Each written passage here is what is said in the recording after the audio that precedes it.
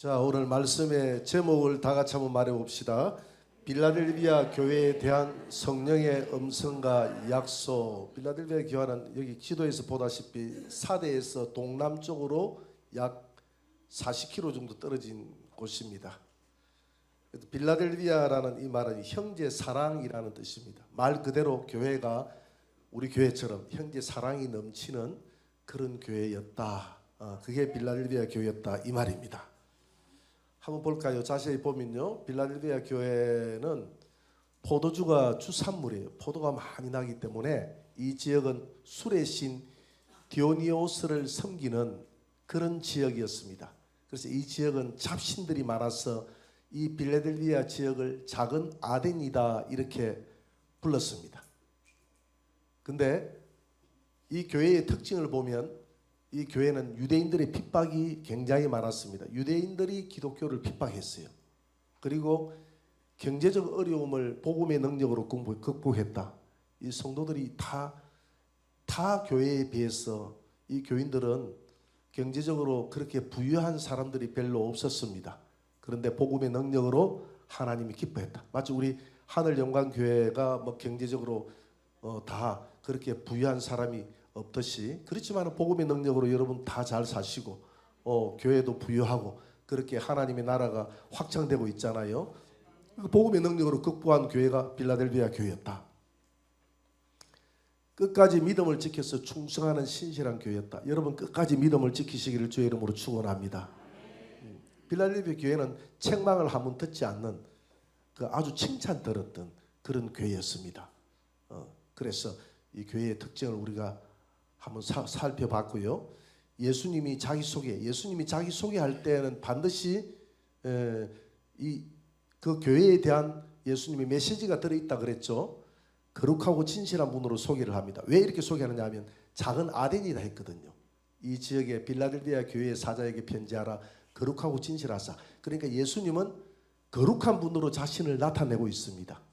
나는 거룩한 하나님이다. 그러니까 이 지역에 잡신들이 많았다고 그랬잖아요. 그럼 나는 그런 잡신이 아니다. 나는 거룩한 하나님이다라는 것을 드러내고 있는 겁니다. 다시 한번 돌아갔어요. 다윗의 열쇠를 가지신 왕으로 소개합니다. 다 같이 읽어봅시다. 다윗의 열쇠를 가지신 이 예레미야 23장 5절입니다. 다 같이 시작. 여호와의 말씀이니라.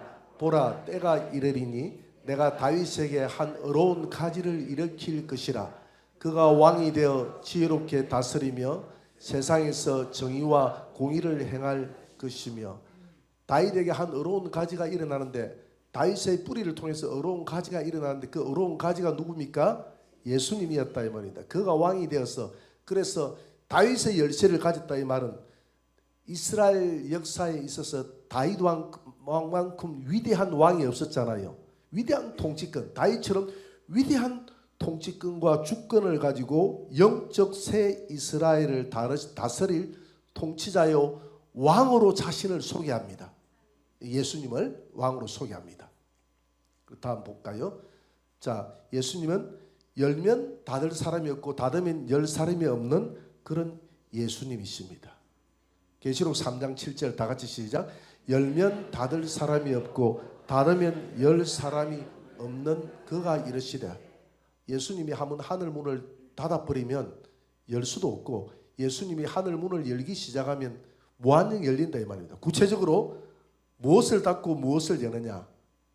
첫째, 하늘 문을 여시는 하나님이십니다. 예수님이세요. 계시록 3장 8절 다 같이 시작. 볼지어다 내가 내 앞에 열린 문을 두었으되 능히 닫을 사람이 없으리라. 그러니까 예수님이 하시는 말씀이요. 볼지어다 내가 내 앞에 열린 문을 두었으되. 여러분 이 말씀을 한번 상상을 하고 암기를 좀 해보세요. 기도할 때마다 하나님 내 앞에 열린 문을 두어서 닫을 사람이 없게 하여 주옵소서. 우리 가정에 열린 문을 두어서 닫을 사람이 없게 하여 주옵소서. 우리 교회에 열린 문을 두어서 닫을 사람이 없게 하여 주옵소서. 이렇게 기도하시는 여러분들이 되시길 바랍니다. 그 다음에 명령하시어 하늘 문을 여시고, 자, 그 다음에 전도할 문을 여시는 하나님. 골로새서 4장 3절입니다. 다 같이 하나님이 전도할 문을 우리에게 열어주사 그리스도의 비밀을 말하게 하시기를 구하라. 이 바울이 한 이야기 아닙니까? 전도할 문을 열어달라고 기도해야 된다는 거예요. 그래서 아무리 전도를 하려고 해도 하나님이 전도의 문을 열어주지 않으면 실패합니다. 우리 교회가 전도의 문이 활짝 열려서 많은 사람들이 열매 맺기를 주의 이름으로 축원합니다. 사도행전 2장 47절입니다. 다 같이 주께서 구원받는 사람을 날마다 더하게 하시니라. 예루살렘 교회는 전도의 문이 열린 교회입니다. 그래서 구원받는 사람을 내가 다하는 것이 아니라 주님께서 날마다 구원받는 사람을 보내주는 거예요. 구원받는 사람을 보내줘서 날마다 더하게 하시더라. 우리 하늘영광교회에 믿지 않는 자들이 이곳에 와서 계속 구원받는 그런 구원의 역사가 일어나는 전도의 문이 활짝 열리는 그런 교회가 되기를 주의 이름으로 축원합니다. 그 다음에 은혜의 문을 여시는 하나님이십니다. 출애굽기 11장 2절 다 같이 시작.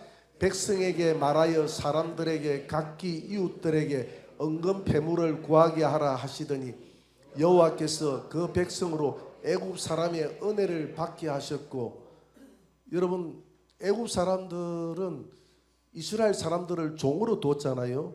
근데 종이 얼마나 비쌉니까? 그런데 종이 그냥 빠져나가는 것만으로도 아쉽고 너무 손해가 각박한데 종이 나가면서 하나님이 그 백성들에게 내가 은혜를 부어줄 테니까 네 주인에게 찾아가서 은금 패물을 구하라고 그랬습니다. 그래서 혹시나 싶어서 주인님 혹시 뭐 결혼 패물이나 있으면 좀 주실래요? 라고 물어보니까 그래 다 가져가라 하면서 집에 있는 걸 싹 다 내줬어요. 그 누가 마음을 감동시켰습니까?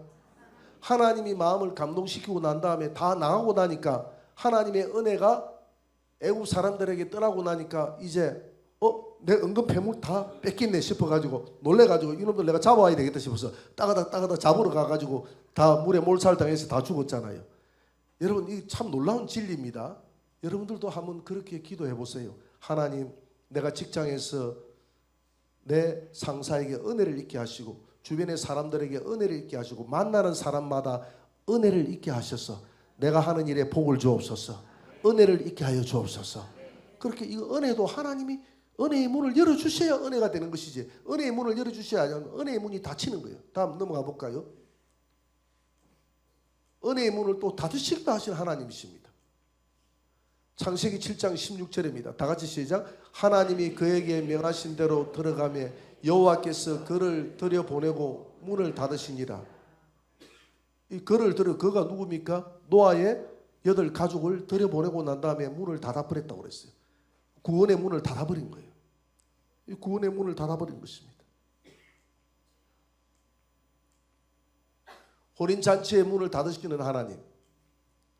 마태복음 25장 10절입니다. 다 같이 시작. 그들이 살아간 사이에 신랑이 오므로 준비하였던 자들은 함께 혼인잔치에 들어가고 문은 닫힌지라. 그 후에 남은 처녀들이 와서 이르되 주여 주여 우리에게 열어주소서. 여러분 이 마태복음 25장은 우리에게 시사하는 바가 큽니다. 열 처녀는 다 열은 만수예요. 이 땅에 있는 모든 교회들의 만수인데 교회들이 다 신랑을 기다리고 있는데 오늘 본문에 보니까 준비된 자들은 주님을 신랑으로 맞이했고 준비되지 못한 자들은 주님을 신랑으로 맞이하지 못했습니다. 교회 안에도 마찬가지입니다. 교회 안에도 준비된 자들은 주님을 신랑으로 맞이할 사람이 있고 준비되지 못한 자들은 주님을 신랑으로 맞이 못할 수도 있어요. 늘 준비해야 되는 거예요. 오후 예배에 나오시는 여러분들은 다 준비된 자인 줄 믿습니다. 오후 예배 안 나오시는 자들도 다 준비될 줄 믿습니다. 그래서 우리는 항상 예배를 빠뜨리지 말고 우리가 주님 앞에 항상 기본만 잘하면 주님께서 이긴 자가 되라는 것은 특별한 게 없잖아요. 섞이지 말고 발람의 교훈을 따르지 말고 니골라다의 교훈을 따르지 말고 이세벨 교훈 다 그 섞이는 거잖아요. 세상과 섞이지 말고 오직 진리 되신 예수님 말씀 붙들고 늘 깨어 있다는 것은 늘 기도의 자리에 예배의 자리에 내가 앉아 있다는 것이거든요.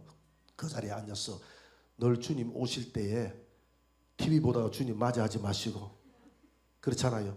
예배 빠뜨리고 집에 모처럼 한번 째껴볼까 생각하고 있는데 주님 못 버렸어. 그리 하지 마시고 항상 예배 가운데 주님을 맞이하시고 기도 가운데 주님을 맞이하시고 늘 깨어서 주님을 바라보고 있을 때 주님을 맞이하시는, 그래서 혼인잔치의 문이 닫히지 않는 저와 여러분들이 되시기를 주의 이름으로 축원합니다. 이경에 올지 상경에 올지 사경에 올지 모르기 때문에 늘 깨어서 기도하라고 그랬어요. 늘 깨어서 기도하시기 바랍니다. 오늘은 나의 시간이, 오늘까지 나의 시간, 내일은 나의 시간이라 보장이 없습니다. 여호와는, 다 같이 읽어봅시다. 여호와는 죽이기도 하시고 살리기도 하시며 소홀에 내리기도 하시고 거기에서 올리기도 하시는도다. 여호와는 가난하기도 하시고 부하기도 하시고 낮추기도 하시고 높이기도 하시는도다. 이 얼마나 이 말씀 좋습니까? 정말 나는 이 말씀을 볼 때마다 그래, 맞다. 나를 죽이고 살리는 분은 하나님이시다.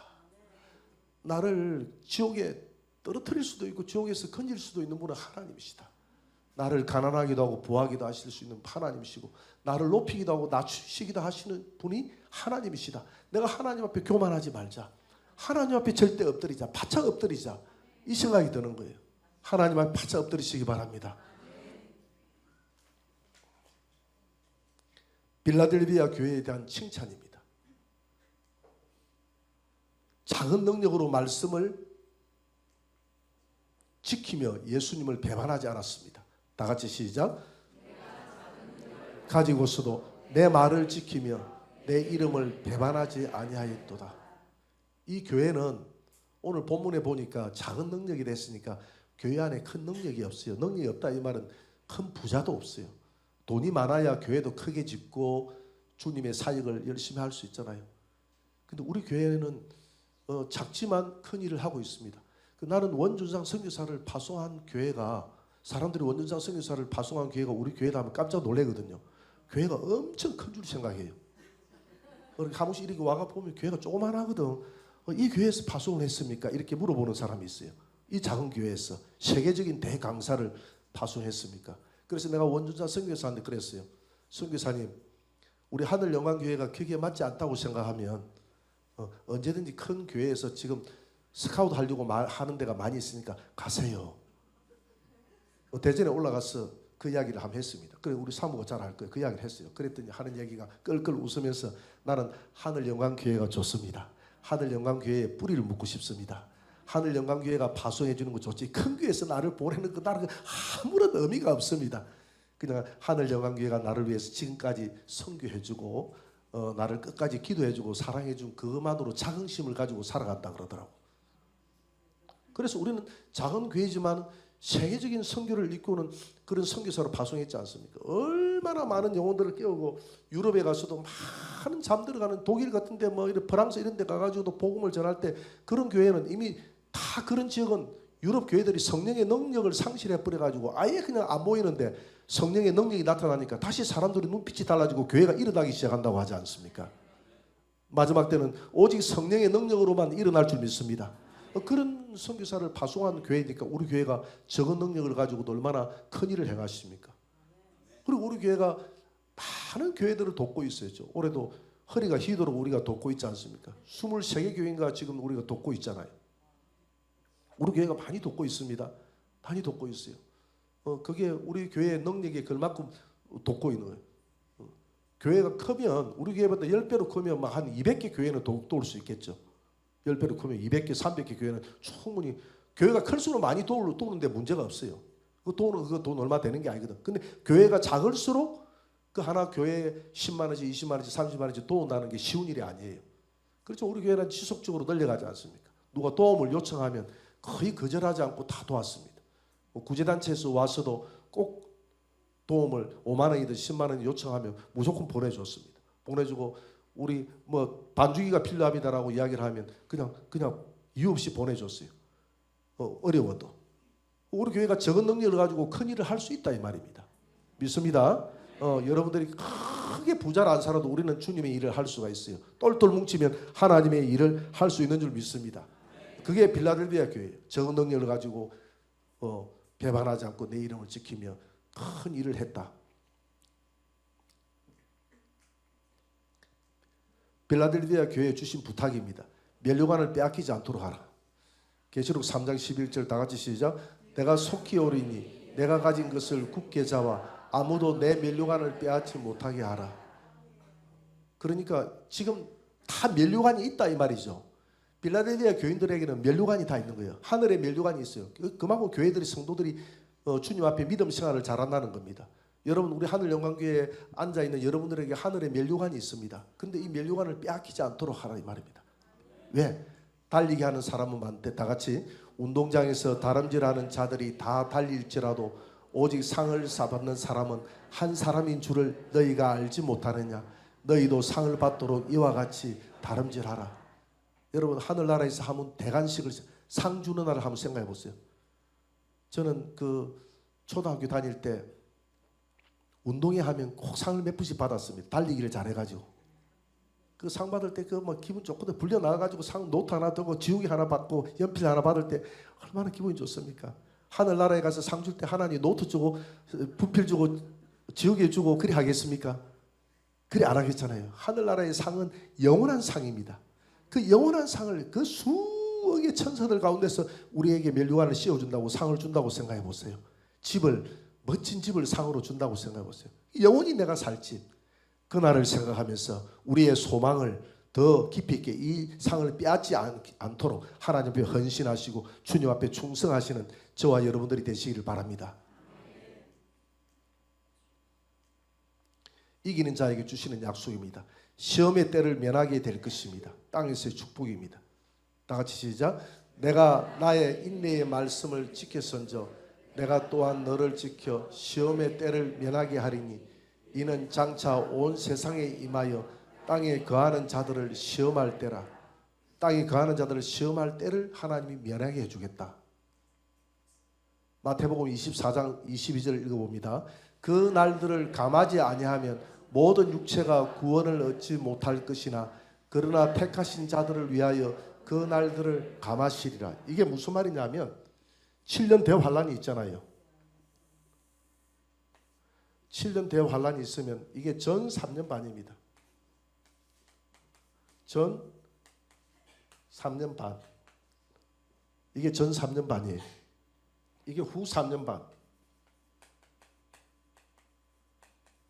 여러분 휴거가 언제 일어나는 그랬습니까? 10번째 나팔, 마지막 나팔이 10번째 나팔이거든요. 첫째 나팔, 둘째 나팔, 셋째 나팔, 넷째 나팔, 다섯째, 여섯째, 일곱째 나팔이 전 3년 반 끝날 때 일곱째 나팔이 마지막 나팔이라고 그랬어요. 마지막 나팔에 우리가 홀연히 변화되리라고 그랬잖아요. 마지막 나팔에 변화되어 휴거되어 올라간다입니다. 휴거. 우리 살아있는 우리 성도들 휴거되어 올라가는 그날이 있게 되기를 바랍니다. 그 다음에 하늘에서는 예수님 공중 강림하셔서 공중 강림. 공중에서 우리가 다 주님을 맞이한다고 그랬습니다. 그런데 열 처녀 중에 5처녀는 올라가는데 준비되지 못했던 자들은 어디로 들어가느냐 하면 바로 예비처로 들어갑니다. 예비처. 예비처는 올라가지 못하고 땅에서 천사와 함께 후 3년 반 3년 6개월 동안 천사의 가르침을 받고 예비처에 숨어 있다가 우리 주님이 지상 재림할 때 공중 휴거된 자들은 성 안에서 왕 노릇하고 예비처에 있는 사람들은 백성 노릇해서 천년 동안 지낸다고 그랬습니다. 그리고 천년 지나고 나면 흰 보좌의 심판 끝나서 영원 천국, 영원 불못 이렇게 들어간다고 그랬죠. 그죠? 그래서 오늘 본문에 보니까 시험, 네가 인내의 말씀을 지켰은즉 시험의 때를 면하게 하리라. 인내의 때가 언제냐면 전 3년 반입니다. 이 전 3년 반이 인내의 때고 그 다음에 시험의 때가 언제냐면 후 3년 반이 시험의 때입니다. 이 후 3년 반을 면하여 주겠다는 겁니다. 무엇을 통해서 면한다는 겁니까? 우리 정홍인 권사님 오늘 잘 왔다. 내가 탁 보니까 안 보였어. 정용인 권사님 어디 갔어요? 내가 이렇게 물어보려고 내 입에서 나왔는데 들어오시네. 은혜로다. 할렐루야. 갔으면 오늘 딱 한번 소리 들을 뻔했네. 가실 분이 아닌데 이상하게 안 보였어. 그리고 가끔 가다가 예배를 드리다 보면 있어야 될 자리에 없는 사람이 있어. 그러면 그날 그 집을 신방해보고 싶은 그런 충동이 막 오는 거야.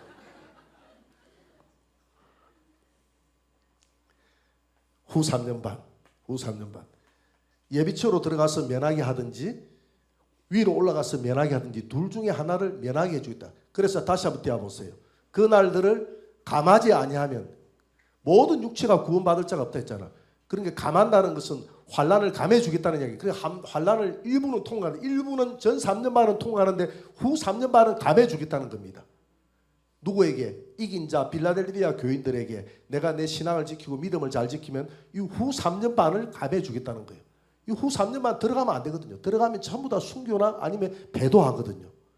그래서 우리가 위로 올라가거나 아래에 예비치로 가거나 둘 중에 하나 하시기를 바랍니다. 이리 올라가고 싶습니까? 이리 가고 싶습니까? 이리 올라가고 싶습니까? 이리 올라갑시다. 같은 감이 위로 올라가야지. 같은 감이 수평으로 가지 말고 위로 올라가시기를 주의 이름으로 축원합니다. 그래서 후 3년 만을 감해주는 그런 축복을 받읍시다. 후 3년 만을 감해준다는 것이 우리에게 얼마나 큰 축복인지 몰라요. 그래서 환란이 오고 뭐 하고 하면 주님 오실 때가 됐다고 라면 사고 뭐 사고 이렇게 할 필요가 없어요. 우리가 급도로 우리가 어려움을 당하는 것은 전 3년 만에 어려움을 당해요. 굶어 죽을 만큼 어려움을 당하지는 않아요. 굶어 죽을 만큼 어려움을 당해요. 그리고 굶어 죽을 만큼 어려움을 당할 때 666 표 받고 우사에게 경비하고 그 다음에 죽이겠다 할 때 그때 믿음의 절기를 지키면 올라가 그때 휴고가 일어나는 거예요. 그렇기 때문에 남아있는 자들은 이제 막 666 표 받고 우사에게 경비하지 않으면 다 죽어.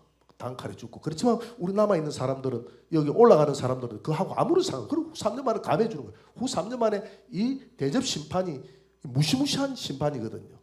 그래서 이 심판을 면해주겠다는 겁니다. 할렐루야. 이긴 자가 됩시다.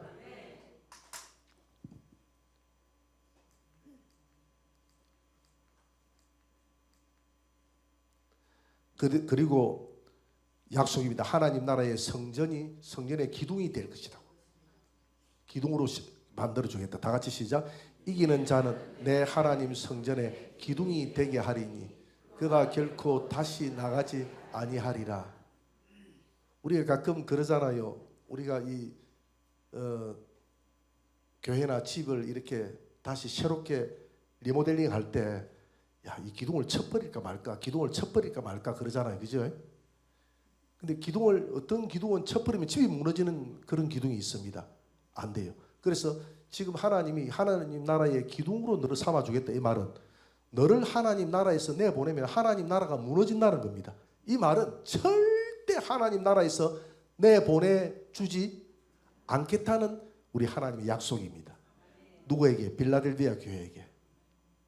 작지만 여러분 내가 능력이 없고 부족하지만 하나님께서 하늘나라의 기둥으로 삼아주겠다는 겁니다. 그 다음에 새 이름을 주겠다는 거예요. 예수님의 새 이름을 이마에 기록할 것이다. 다 같이 시작.